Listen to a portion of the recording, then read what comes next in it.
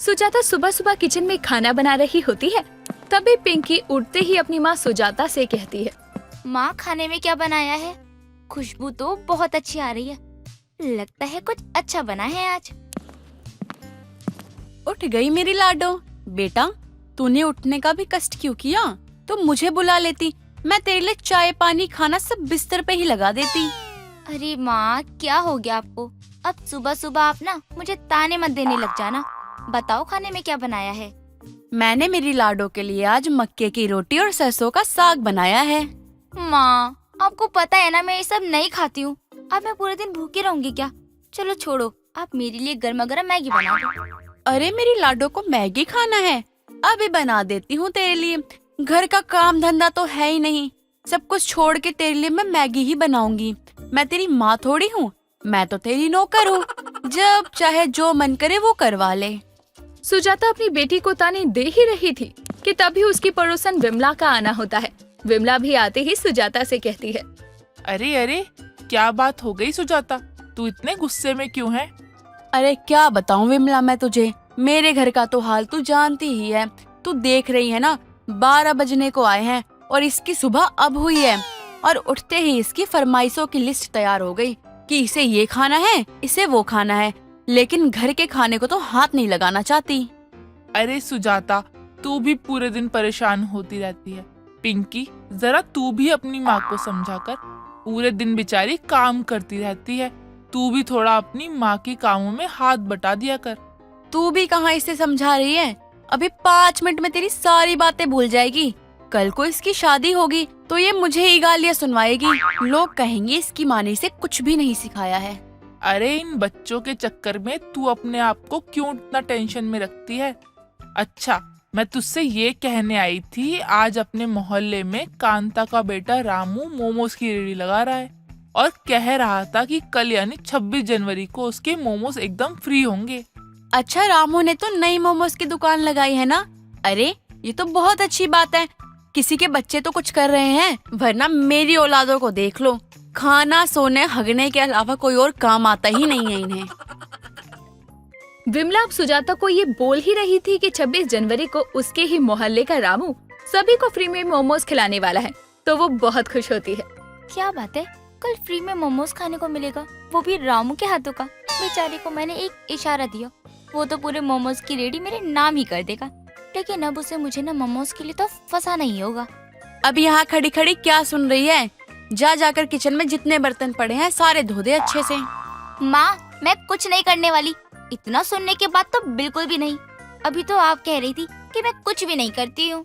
ये काम मैंने इसलिए छोड़ा है ताकि तू ससुराल जाने से पहले कुछ सीख ले। विमला चल, जरा हम रमा के घर से होके आते हैं। उसकी नंद की बेटी है ना, वो भाग गई है, उसके बारे में भी तो खबर लेनी है। हाँ हाँ, क्यों नहीं। इतने सारे बर्तन छोड़कर आपको इन सब बातों का ही तो ख्याल आएगा ना। चुप करके काम कर ले, जब तक मैं आऊँ ना सारे बर्तन साफ होने चाहिए। सुजाता इतना बोलकर अपनी पड़ोसन विमला के साथ घर से निकल पड़ती है, लेकिन इधर पिंकी किचन में बर्तन साफ करने पहुंच जाती है और किचन का काम करने के बाद अपनी छत पर जाती है और वो कांता के बेटे रामू को देखने लगती है। क्या बात है, पिंकी मुझे बुला रही है? लगता है उसे भी मुझसे प्यार हो गया है। मैंने तो पहले ही कहा था कि मैं तुम्हें हमेशा ही खुश रख सकता हूँ, लेकिन लगता है इसके दिल में भी मेरे लिए आखिर प्यार जग ही गया।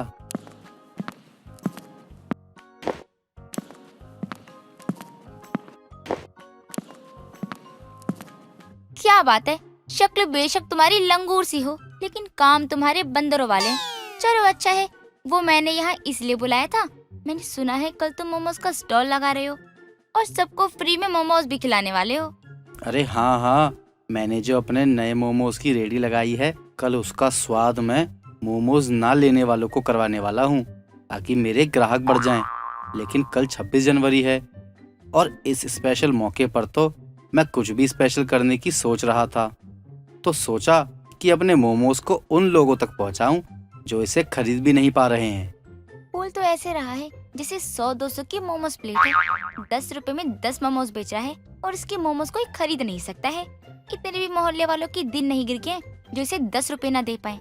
पिंकी, क्या हुआ? क्या सोच रही हो? क्या मैं अच्छा काम नहीं कर रहा? अरे तू तो एक नंबर काम कर रहा है, और इस बात में तो दम है तुम्हारी कि मोमोज कई लोग खरीद नहीं सकते हैं। हाँ यार, उनके लिए भी और 26 जनवरी पर कुछ स्पेशल करने के लिए भी मैंने ये फैसला लिया है। वैसे तुम भी आना मोमोज खाने, ठीक है? अरे क्यों नहीं, बिल्कुल बिल्कुल जरूर आऊंगी। वैसे भी तुम तो जानते ही हो कि मुझे मोमोज कितने ज्यादा पसंद है। पिंकी तो बस रामू को अपनी बातों में फंसा रही थी, क्योंकि उसे रामू के फ्री के मोमोज के बारे में पता जो चल गया था। वो अपनी माँ से पैसे तो मांग नहीं सकती थी, इसीलिए वो भी 26 जनवरी वाले दिन रामू के रेडी से फ्री मोमोज खाने का फैसला कर चुकी थी। अब अगले ही दिन सुबह 10 बजे ही रामू अपने मोमोज की रेडी लगा लेता है। अरे क्या बात है कांता के बेटे, तूने तो कमाल कर दिया। इस 26 जनवरी को तिरंगे वाले मोमोज बेच रहा है। हाँ काकी, आओ आओ, आपको भी टेस्ट करवाता हूँ अपने मोमोज। इधर बैठ जाओ। अरे पिंकी, तू कब आई यहाँ?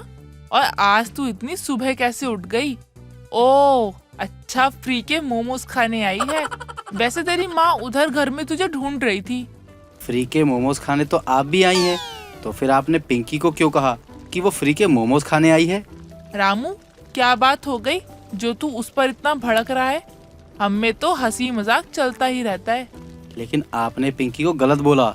मैंने तो पिंकी को बोला, पिंकी ने मुझे पलटकर जवाब भी नहीं दिया। लेकिन तू उसकी साइड से मुझसे किस खुशी में झगड़ा कर रहा है?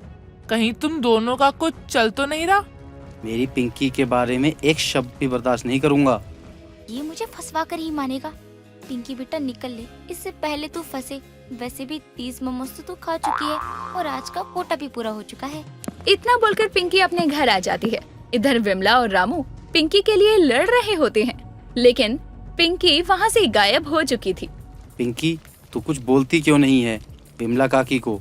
मैं तेरे लिए ही तो लड़ रहा हूँ। कहाँ गई है सुजाता की बेटी? इसे तो मैं बताती हूँ, और तू ये रख अपने फ्री के मोमोज। अब विमला वहाँ से सीधे सुजाता के घर पहुँचती है और सारी बातें सुजाता को बता देती है। अब सुजाता को भी ये समझने में देरी नहीं लगती कि इसके बीच क्या चल रहा था।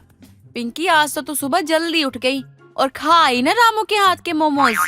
माँ उठना पड़ा, वो क्या है ना, आज 26 जनवरी है, इतना बड़ा दिन है, तो मैं कैसे सो सकती हूँ। और सुबह जल्दी उठी तो रामू के फ्री मोमोज भी तो खा आई।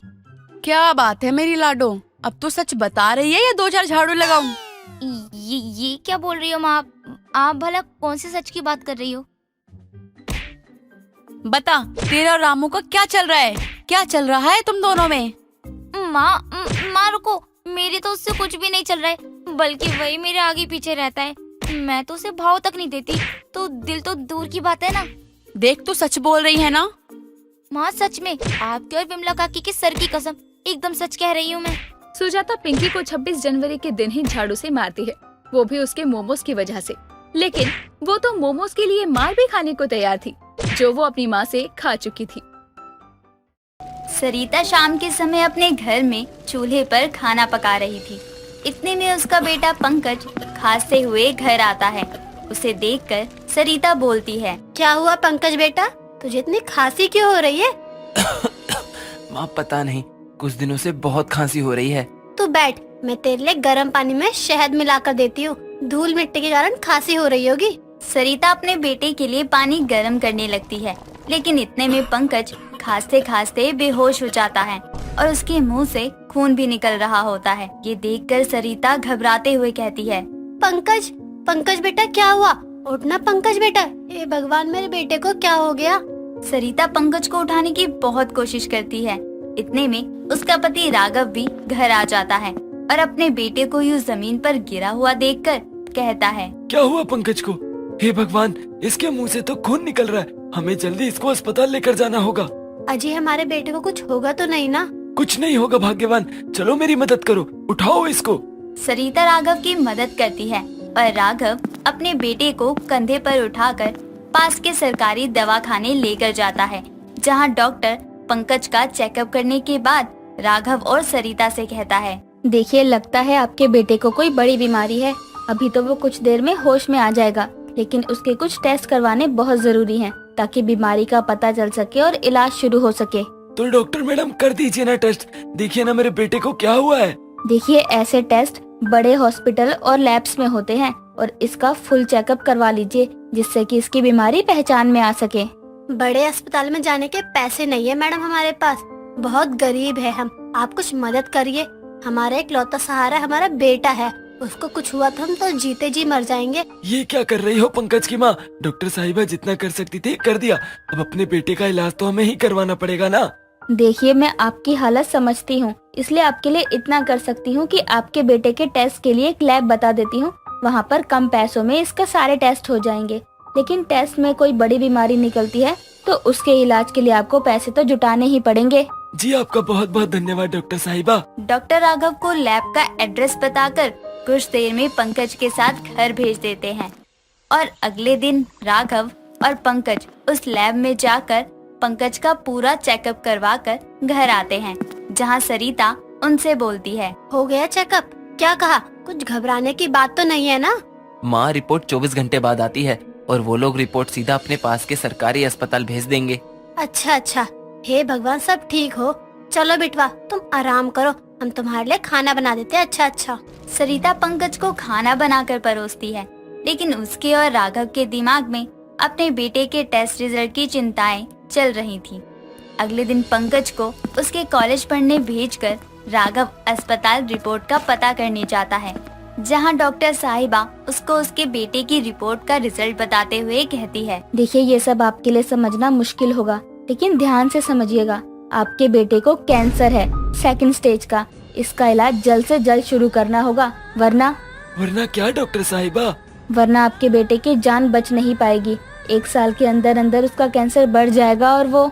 बस मैडम आगे मत बोलिए, अपने कानों से अपने बेटे की इतनी बड़ी बीमारी के बारे में मैं नहीं सुन सकता। आप ये बताइए इसके इलाज में कितना पैसा लगेगा? ये बीमारी कोई आम बीमारी नहीं है, कम से कम 10 लाख तक का खर्चा आएगा और आपके पास 1 महीने का समय है। इस समय में पैसे जोड़कर इलाज शुरू करवा दीजिए ताकि कैंसर को बढ़ने से रोका जा सके, वरना हमें माफ करिएगा, इलाज भी कोई करिश्मा नहीं कर पाएगा उसके बाद। राघव उदास चेहरे के साथ हाथों में रिपोर्ट लिए घर लौटता है, जहां सरिता के पूछने पर वो उसे रोते हुए कहता है, हमारा बेटा इतनी महंगी बीमारी का शिकार है सरिता, के क्या करे? मैं चाहकर भी उसका इलाज नहीं करा सकता, लेकिन इलाज नहीं करवाया तो हम दोनों अपने जीवन का इकलौता सहारा खो देंगे। नहीं नहीं, ऐसा नहीं हो सकता है। हे भगवान, मेरे बच्चे की जगह मेरी जान ले ले, लेकिन मेरे बच्चे की जान बचा ले। 10 लाख रुपए चाहिए उसकी कैंसर के इलाज के लिए, वो भी 1 महीने में। अरे आज तक की जिंदगी में मैंने 1 लाख रुपए नहीं देखे, 10 लाख कहाँ से लाऊंगा? देखिए, हिम्मत मत हारिए, हम कोशिश तो कर ही सकते हैं ना। लेकिन आप ये बात पंकज को मत बताइएगा, क्योंकि वो तो हमें कोशिश करने से भी मना कर देगा। हाँ तुमने सही कहा, हम उसको कहेंगे उसको कुछ नहीं हुआ और पैसों का इंतजाम करने की कोशिश करेंगे। राघव अपने बेटे की इतनी महंगी बीमारी के लिए पैसे जुटाने की सोचता तो है, तो वहीं दरवाजे पर खड़ा पंकज, जो कि कॉलेज से वापस अपनी एक बुक लेने घर आया था, अपने माँ बाप की सारी बातें सुन लेता है और आंखों में आंसू लिए कॉलेज के लिए फिर से निकल जाता है, जहाँ उसकी एक दोस्त रिया, जो कि उसे बहुत प्यार करती थी, उसकी आंखों में आंसू देखकर कहती है, पंकज क्या हुआ? तुम रो क्यों रहे हो? बताओ ना मुझे। देखो मुझे दोस्त मानते हो ना, तो बताओ। रिया, मैं मरने वाला हूँ। मुझे एक बहुत महंगी बीमारी है जिसके इलाज के लिए बहुत पैसे लगेंगे और मेरे गरीब माँ बाप इतना पैसा कहाँ से लाएंगे? क्या हुआ है तुम्हें? बताओ ना। मुझे कैंसर है। बाबा को डॉक्टर ने 10 लाख रुपए लाने को बोला है ताकि मेरा इलाज शुरू हो, लेकिन हम लोग इतने गरीब हैं कि मैं खुद जब इस कॉलेज में स्कॉलरशिप में पढ़ रहा हूँ तो 10 लाख जुटा पाना हमारे लिए नामुमकिन है, इसीलिए मैं मर जाऊंगा। चुप एकदम, कुछ नहीं होगा तुमको। हम कुछ सोचते हैं, इस कॉलेज के इतने होनहार स्टूडेंट हो तुम, ऐसे कैसे तुमको मरने देंगे? कुछ नहीं होगा। रिया पंकज को हौसला देती है और उसको लेकर कॉलेज के प्रिंसिपल के पास जाती है, तो वहीं राघव अपने सारे रिश्तेदारों के घर जाकर उनके पैर पड़ता है कि पैसों की मदद कर दे, लेकिन कोई मदद नहीं करता। सरिता आस पड़ोस वाले औरतों से भी मदद मांगती है, लेकिन गरीब की मदद के लिए कोई आगे नहीं आता। दिन से हफ्ते गुजरते हैं और अब 1 महीने का समय खत्म होने को बचा था, जिस पर डॉक्टर राघव को अस्पताल बुलाकर कहती है, राघव जी, हुआ नहीं क्या पैसों का इंतजाम? मैडम, हम गरीबों की तो कोई भी मदद नहीं करता। इतनी महंगी बीमारी से मेरा बेटा कैसे लड़ेगा? क्या करूं कुछ समझ नहीं आ रहा। देखिए, पंकज एक बहुत अच्छा लड़का है। मैं खुद नहीं चाहती कि उसकी जिंदगी ऐसे खत्म हो, इसलिए मैं आपके लिए 2 लाख की मदद कर सकती हूँ। बाकी आप जल्दी से जल्दी बाकी के पैसे जुटा ही लीजिए। आपका बहुत बहुत धन्यवाद मैडम, बहुत बहुत धन्यवाद। राघव अब हर जगह से हार कर अपने घर को गिरवी रख देता है, जिससे उसको ज्यादा नहीं तो 2 लाख रुपए मिल ही जाते हैं। अब भी 6 लाख रुपए कम थे। सरिता अपने गहने वगैरह सब बेचकर 1 लाख जुटा लेती है और अब सिर्फ 1 दिन का समय था, जिस पर सरिता और राघव अपने घर में बैठे कहते हैं, मेरा बेटा इतनी महंगी बीमारी का शिकार है और हम समय से पैसे नहीं जुटा पाए। वो चला गया तो हम जीकर क्या करेंगे। मैं अपनी आंखों से अपने बेटे की मौत नहीं देख सकता, इसीलिए मैं अभी ही खुद को खत्म कर लूंगा। ये क्या कह रहे हैं आप? राघव चाकू उठाकर खुद को मारने लगता है। इतने में वहाँ पंकज और रिया आ जाते हैं और पंकज अपने बाबा को रोकते हुए कहता है, बाबा आप पागल हो गए हैं, ये क्या कर रहे हैं? आपने सोचा है कि आप नहीं होंगे तो मैं किसके लिए जीऊंगा, और मैं खुद नहीं मरना चाहता क्योंकि मुझे इस जिंदगी में आप दोनों के लिए बहुत कुछ करना है। हाँ अंकल, ऐसे परेशानी से भागना उसका सोल्यूशन नहीं है। तुझे पता है तेरी बीमारी के बारे में? हे भगवान, बेटा मुझे माफ कर दे। तेरा ये बाबा तेरे लिए कुछ नहीं कर पाया। 10 लाख रुपए में मैं बस 5 लाख ही जोड़ पाया। बाकी के पैसे हमने जोड़ लिए हैं अंकल। क्या? हाँ बाबा, रिया ने प्रिंसिपल को मेरी बीमारी के बारे में बताया तो उन्होंने मेरे लिए कॉलेज में डोनेशन कैंप लगवाया। सभी बच्चों ने उस दिन से आज तक थोड़े थोड़े पैसे डोनेट किए, जिसके कारण हमारे पास 5.5 लाख रुपए जुड़ गए। हे भगवान, तेरा लाख लाख शुक्र है। बेटा तेरे कॉलेज के सारे बच्चों को मैं खुद जा जाकर धन्यवाद दूंगा। अंकल उससे पहले चलिए हॉस्पिटल चलते हैं। सारे पैसे लेकर राघव सरिता, पंकज और रिया के साथ डॉक्टर साहिबा से मिलने जाते हैं और वो उनको अपनी जान पहचान के एक अच्छे प्राइवेट हॉस्पिटल में लेकर जाती है, जहां पंकज का इलाज शुरू होता है। और पूरे इलाज के बाद पंकज कैंसर जैसी बड़ी और महंगी बीमारी से लड़के बिल्कुल ठीक होकर अपने घर लौट आता है, जिसके बाद राघव अपने बेटे के कॉलेज जाकर सभी बच्चों का धन्यवाद करता है। साथ ही डॉक्टर साहिबा का भी धन्यवाद करता है, जिन्होंने गरीबों की मदद के लिए पैसे दिए। स्वाति अपनी नई नवेली बहू का घर में काफी धूमधाम से स्वागत करती है और बहू के आने के बाद मुंह दिखाई की रस्म करवाई जाती है। जहां बहू घूंघट में थी, तभी स्वाति अपनी बहू खुशी से कहती है, बहू, पहले तेरी मुंह दिखाई की रस्म होगी, उसके बाद ही तो अपने कमरे में जा सकेगी। तभी घूंघट में से नई नवेली बहू की आवाज आती है, जो भी करना है जल्दी करो, मैं तो परेशान हो गई इन रस्मों से। ये सुनकर पास खड़ी औरतें हैरान हो जाती है कि नई नवेली दुल्हन की आवाज तो देखो। आते ही कितने जोर से बोल पड़ी। तभी पड़ोस की विमला स्वाति से कहती है, स्वाति क्या बहू लाई है, आते ही घर को स्वर्ग बना दिया अपनी आवाज से। तो जितनी शांत है उतनी ही धमाकेदार बहू लाई है। हाँ अच्छा है ना, तो कोई तो घर में तेज तर्राक होना भी चाहिए। विमला अपनी बहू की खामियों को सुधारने में लगी स्वाति भी मन में सोचती है, सच में ना जाने कैसी बहू ले आई हूँ मैं, जो आते ही इतनी लंबी जुबान साथ लाई है, कितने जोर से बोल रही है। अगले दिन सुबह स्वाति किचन में काम कर रही थी। तभी खुशी वहाँ आती है और अपनी सासू माँ से कहती है, माँ जी, नितिन ने कहा है खाना पैक कर देने के लिए, बताइए मैं कर दूं क्या? बहू, मैं किचन में ही हूँ तेरे साथ, तेरे सामने, पर तू इतने जोर से क्यों बोल रही है? थोड़ा धीरे बोला कर, अभी से तेज बोलेगी तो पड़ोस की औरतें बातें बनाएंगी। माँ जी, मैंने जोर से बोला क्या? मेरी आवाज ही ऐसी है, क्या करूँ माँ जी? उसे अब सुधार ले तू, अपने मायके में नहीं ससुराल में है। ठीक है माँ जी, मैं आपसे धीरे ही बात करूँगी। अब भी जोर से बोल कर गई। इसकी आवाज तो नॉर्मल है ही नहीं, ना जाने क्यों इतना ऊंचा बोलती है। शायद सुनाई कम देता है इसे। एक तो मेरे हार्ट की प्रॉब्लम है, कहीं इसकी तेज आवाज मेरी जान न ले ले। अभी तो शादी को महज 2 दिन हुए थे और उन दिनों में अपनी तेज बोलने वाली बहू से स्वाति परेशान हो चुकी थी और खुशी को कई बार समझा चुकी थी कि बहू थोड़ा धीरे बोला करो, पर कोई फायदा नहीं था। देर शाम स्वाति मार्केट जा रही थी और अपनी बहू को भी लेकर जाती है। तभी रास्ते में स्वाति को विमला मिलती है, जिसे देखकर स्वाति विमला से कहती है, विमला कहाँ से आ रही है?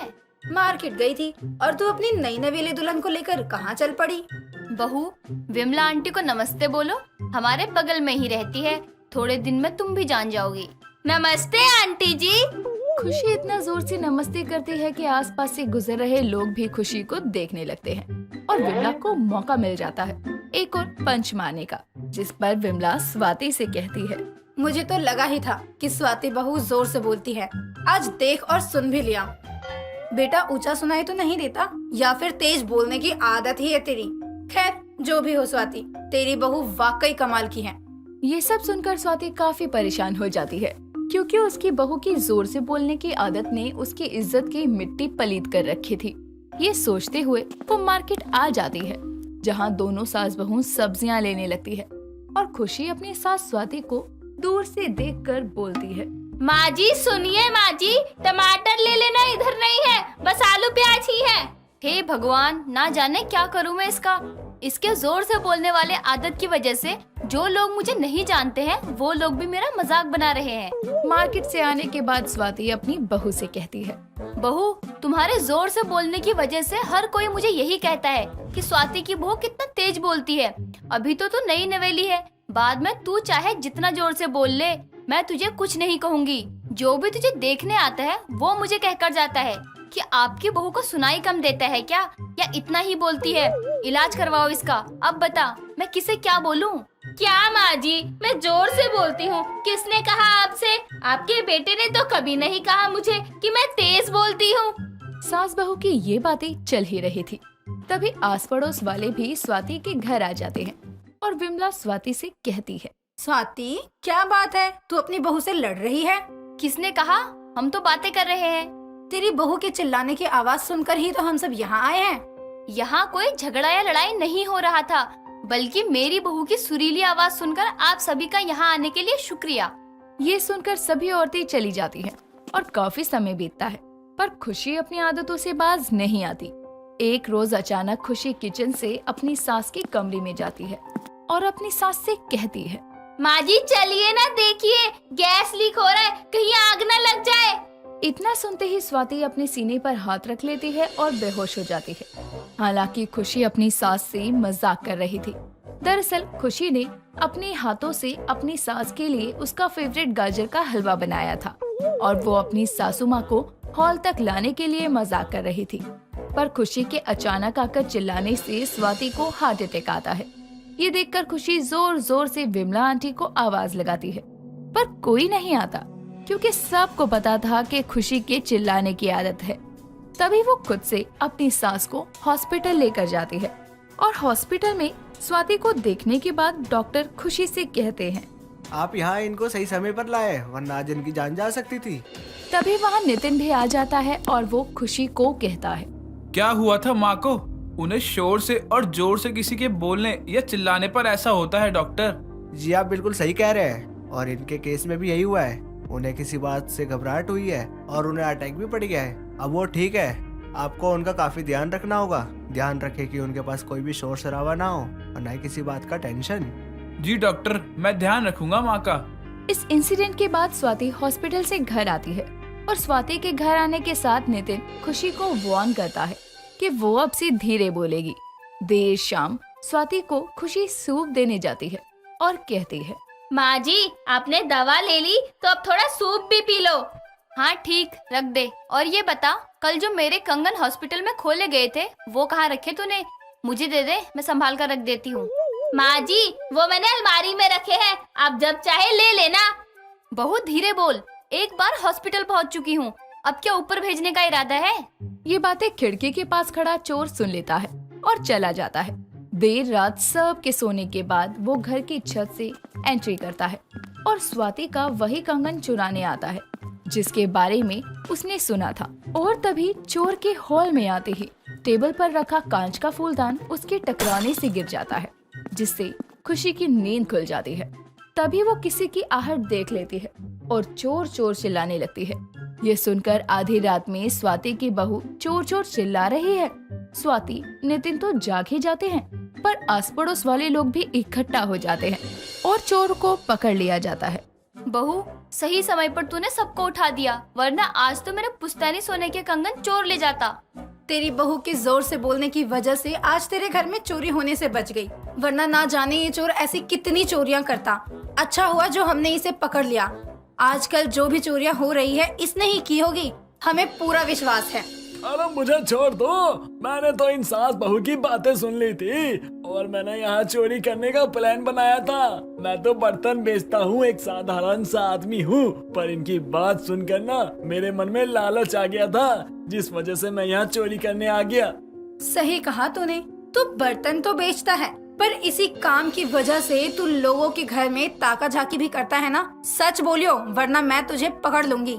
हाँ, मैं लोगों के घर जाकर ना बर्तन बेचता हूँ और उनके रहन सहन, सोना चांदी पहनने के तरीकों को देखकर रात में चोरी को अंजाम दे देता हूँ। इन सब के बाद सभी लोग पुलिस को बुलाते हैं और पुलिस भी चोर को थाने ले जाती है। ये सब देखकर स्वाति अपनी बहू से कहती है, बहू सही किया तूने जो जोर से बोलकर सबको उठा दिया, वरना ये चोर पकड़ में भी नहीं आता। हाँ माँ जी, मुझे भी पता चला आज ही कि आज मेरे जोर से बोलने की इस आदत ने कितना बड़ा कमाल किया है। तो अब तो आप लोगों को मेरी इस आवाज से कोई प्रॉब्लम नहीं होगी ना, या अभी भी किसी को है? ना खुशी बेटा, मुझे तो नहीं है, बल्कि तुझे तो रात को जागते रहो का नारा लगाना चाहिए। कम से कम हमारे इलाके में चोरियां तो नहीं होगी और लोगों को तेरी आवाज से नींद भी कम आएगी। दोस्तों, अगर आपको ये कहानी पसंद आई तो इसे लाइक करें, शेयर करें और कमेंट करके बताएं कि कहानी में आपको सबसे अच्छा क्या लगा।